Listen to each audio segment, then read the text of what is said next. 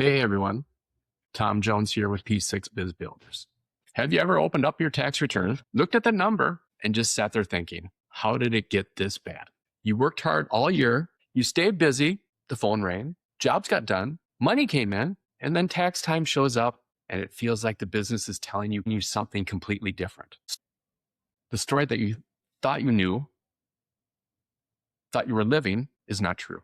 If this has happened to you, you are not the only one. And today I want to walk you through why that happens and what it usually means. Quick favor, if you've watched my lives before, I ask you to grab a pen and paper so I can give you a few simple things you can write down and use right away.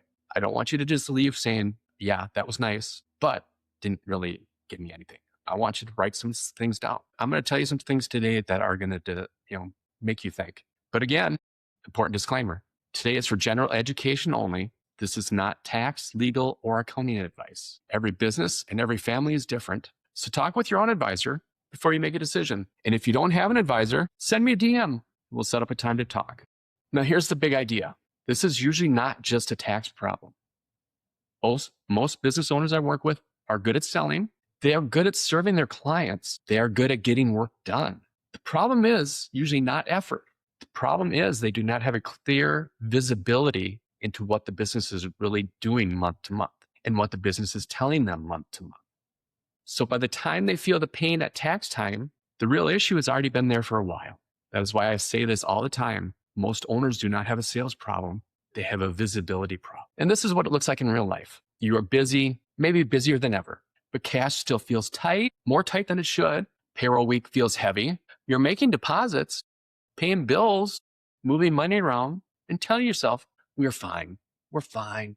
One more time, we're fine. But deep down, you do not fully trust the picture. This is the kind of stress I am talking about today. Not fake online stress, real owner stress. The kind that hits on Thursday night when payroll is Friday morning. The kind that hits when a customer is 20 days late paying you and you have a materials bill due now. The kind that shows up when tax season tells you something your business should have warned you about months earlier. And just so we are clear, I'm not here to give you one of those internet speeches. I'm not going to tell you to tax your business overnight. I'm not going to tell you to more hustle fixes everything. And I'm definitely not going to act like one pretty dashboard solves your cash flow. There's way too much advice online right now that is not the best, especially around tax hacks and quick fixes. A lot of owners do not need more noise. They need cleaner numbers, simpler questions, and a better way to see trouble earlier. That is it. Concentrate on those things and you'll start to see results come in better. Here's the reframe I wanted to give you. A painful tax return is usually not the first problem. It is the last symptom. It is where the pain finally becomes obvious. Because I've talked about this in the past, because your tax return looks backwards. It's behind you. It's already happened. There may be some things you can change, but most of it you can't. Again, it's already happened. It does not warn you why the problem is building unless you're monitoring it. So when an owner says, but we were busy all year, revenue looked pretty good, my first thought is not great, then everything is fine. My first thought is, okay, but what did it feel like to run the business? Again, back to that payroll. It's payroll heavy. Bills not getting paid. Accounts receivable getting way longer than should. It's way past 90 days to collect items. Because busy and healthy are not always the same thing. Let me ask you a few simple questions. Just answer them to yourself. How often are you really looking at your numbers? Every month? Every quarter? Only when something feels off? Only when your tax preparer asks for something? And when do you look at them? Do you feel clear? Do you feel the numbers are good? Or do you feel like you're guessing? Because if you are guessing, that is usually where the stress starts. Let me make this practical. Say you own a commercial cleaning company in Minnesota. You lock in contracts, but wages go up, supplies go up, and now one account that used to be decent is barely worth doing. Again, that's analyzing your job profitability every month. Or maybe you're in the HVAC. Summer was strong. Air conditioners, you had to replace a bunch of those. But then fall slowed down. People didn't need as many new heaters, whatever. And then all of a sudden, one larger receivable sat out there too long. And now winter cash feels tighter than you expected. Or maybe you're a contractor or glass company. You finish a job, invoice it, and think you're in good shape. But payroll, materials, insurance, and trucks all have to get paid before that customer check actually clears. That is where owners get fooled. The work is done, the revenue is booked, but cash is not fully landed yet. And your tax return is not going to warn you about that gap because tax return, it's already happened. So here's the honest question. What part feels the least clear in your business right now? Is it what you're really making? Whether your pricing still works? What you should be setting aside for taxes? Whether next month will feel tight? Or whether all this work is actually worth it? Because remember, you did go into business on your own because you thought you could make more money, take care of your family, everything else. Because one fuzzy number turns into stress everywhere else. When owners get hit hard at tax time, I usually see three things under it. Number one, timing. You did all the work, you build the work, but the money didn't show up when you needed it. Number two, margin. You stayed busy, but each job, service call, or contract left less behind than it used to. That's where if you monitor your job costing, you find out whether you're making money or not. And here's the number three reason, no baseline. You did not have a simple monthly way to tell whether things were actually healthy or drifting. That is why I keep coming back to this. This is usually not about taxes. It is about visibility, margins, cash flow. All of those things make a difference. Taxes, you're looking backwards. You can't make the changes. But going forward, you can make the changes by monitoring these other items. I've seen this with owners doing close to $1 million in revenue, sometimes more. From the outside, everything looks great. Everybody sees those big numbers and they're like, wow, whatever. You guys are doing great. You're killing it. They're busy. Employees are working. The phones are on. Trucks are moving. But when we actually sit down and map it out, here's what we find. They're underpricing some work. They are carrying receivables way too long. Owner pay is inconsistent. That causes even more stress. They're using the bank balance as the scorecard, and taxes are getting whatever is left over instead of being planned. That is not a motivation problem. That is not a discipline problem. That is usually a visibility problem. Now think about this. When your numbers are unclear, what does that stop you from doing?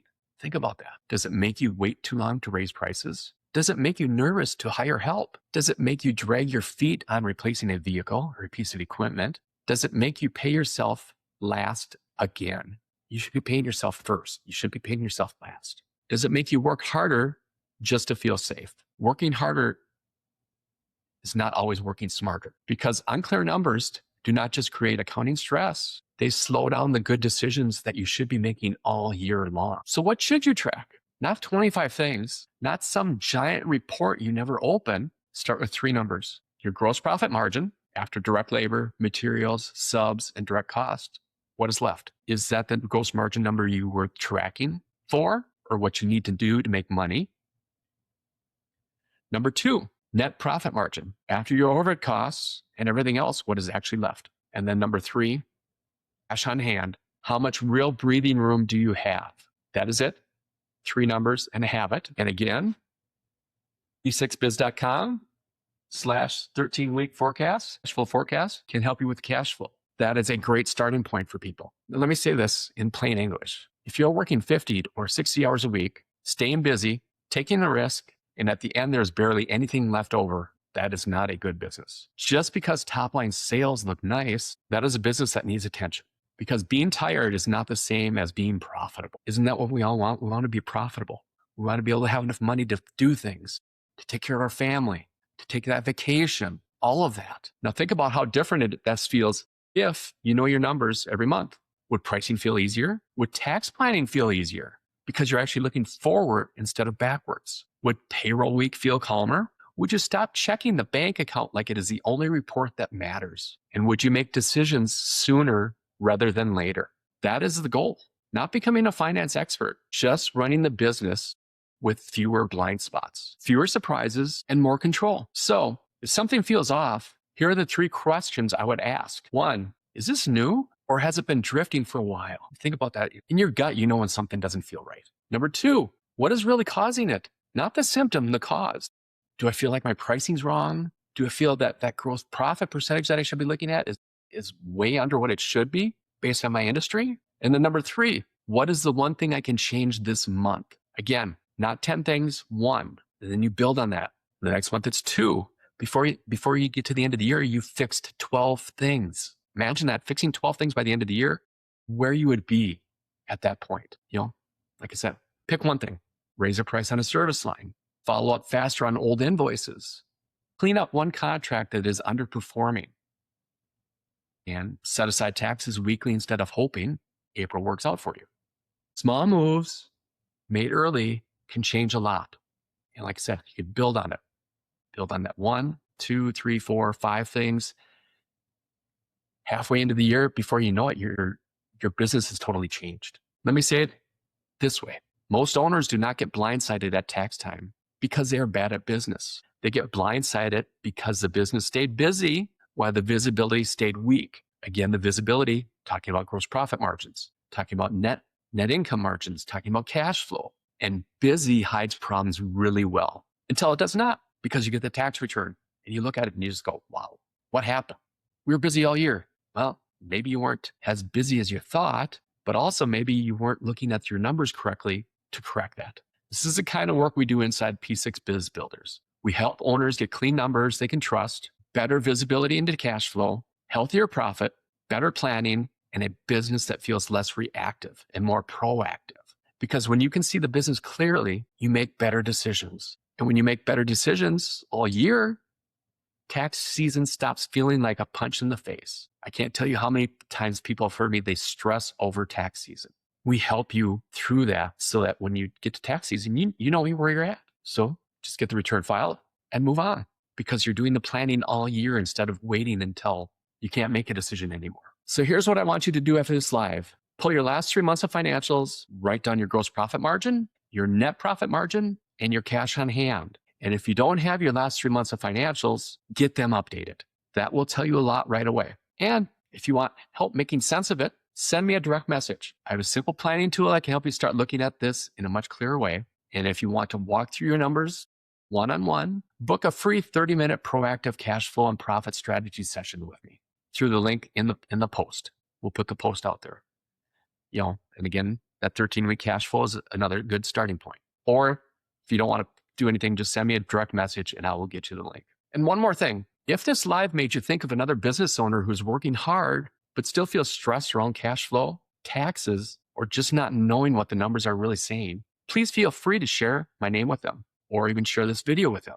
A lot of business owners do not need more noise. They just need the right conversation at the right time, because the goal is simple: less surprise, more control, and a business feels a whole lot calmer to run. Again, I appreciate everyone for being here today. And again, direct message me with any questions. Otherwise, have a great weekend, and we'll see you next week in the next live.